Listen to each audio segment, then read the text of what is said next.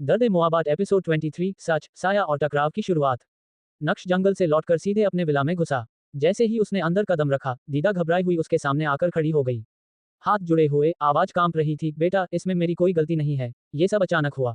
नक्श ने उसे बस एक ठंडी, खामोश नजर से देखा। उस नजर में सवाल नहीं था, सिर्फ खामोश गुस्सा था। बिना कुछ बोले, वह सीढ़ियां चढ़ता हुआ अपने कमरे में चला गया। कमरे में पहुंचते ही उसका गुस्सा जैसे उफान मारने लगा।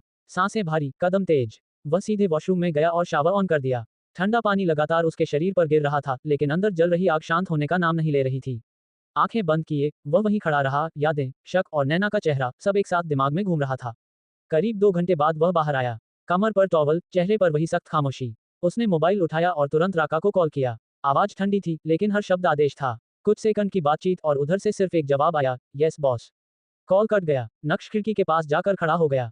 शहर की लाइट्स उसकी आंखों में चमक रही थी, लेकिन उसके अंदर तूफान अभी भी जिंदा था। दूसरी तरफ सिंघानिया विला।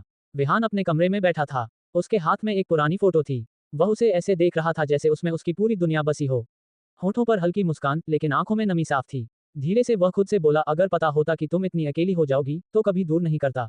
उसकी आवाज में पछतावा भी था और अधूरी मोहब्बत भी। डाइनिंग टेबल रात। मिस्टर सिंघानिया ने नैना और विहान को बुलवाया। नैना को मेड सहारा देकर लाती है और बैठा देती है। मिस्टर सिंघानिया खुद अपने हाथों से उसे खाना परोसते हैं। विहान की नजरें बस नैना पर टिकी हुई थीं, जैसे वह उसे पढ़ना चाहता हो। अचानक मिस्टर सिंघानिया पूछते हैं, बेटा, तुम्हारी फैमिली में कौन है?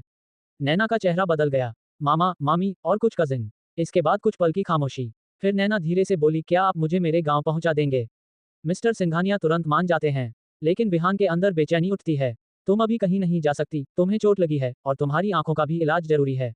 फिर वह जोड़ता है, शायद तुम्हारी रोशनी वापस आ सकती है। नैना चुप हो जाती है। फैसला उसके हाथ में नहीं, फिर भी उसे रुकना पड़ता है। जंगल, अंधेरा, सच। नक्श का खौफनाक रूप, जिसने नैना को किडनैप किया था, वह अब जमीन पर तड़प रहा था। नक्श उसके सामने खड़ा था, बिल्कुल शांत। इन उंगलियों से फोटो खींचा था ना, और अगले ही पल उसकी उंगलियां काट दी जाती हैं।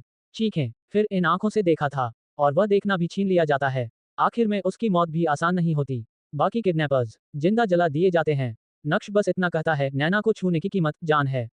और वहां से ऐसे निकल जाता है, जैसे कुछ हुआ ही ना हो। सुबह सिंघानिया विला। विहान सीधे नैना से कहता है, आज तुम मेरे साथ हॉस्पिटल चलोगी। मिस्टर सिंघानिया भी हामी भर देते हैं। नैना डर और उम्मीद के बीच हाँ कर देती है। गांव, सूरज की तलाश। सूरज स्टेशन से लेकर पुलिस स्टेशन तक, हर जगह नैना को ढूंढ रहा है। फोटो दिखाता है, लोगों से पूछता है, लेकिन कोई जवाब नहीं। उसके दिमाग में वो 50 लाख का चेक घूम रहा है।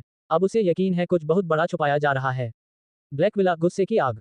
नक्श जिम में पंचिंग बैग पर लगातार वार कर रहा था। हर पंच में गुस्सा, हर सांस में बेचैनी। तभी फोन बजता है। राका। कॉल उठाते ही, जरूरी हो तो बोल। राका कुछ ऐसा बताता है, जिससे नक्श का चेहरा बदल जाता है। हॉस्पिटल, सच की किरण।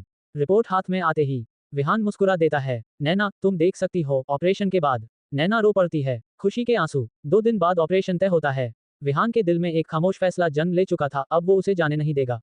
एनएस इंडस्ट्री, सच्चाई सामने। विशाल और राका बताते हैं, नैना जिंदा है, और इस वक्त सिंघानिया विला में है, विहान के साथ, और 2 दिन बाद उसकी आंखों का ऑपरेशन होने वाला है। नक्श कुछ सेकंड चुप रहता है, फिर हल्की मुस्कान उसके चेहरे पर आ जाती है। अच्छा है, इस बार जब मिलेंगे तो तुम मुझे देख सकोगी, चूहिया। उसकी आवाज में पहली बार सुकून था। अब कहानी एक खतरनाक मोड़ पर खड़ी है। उंगली से दाहिनी ओर इशारा विहान, जो नैना को बचाना चाहता है।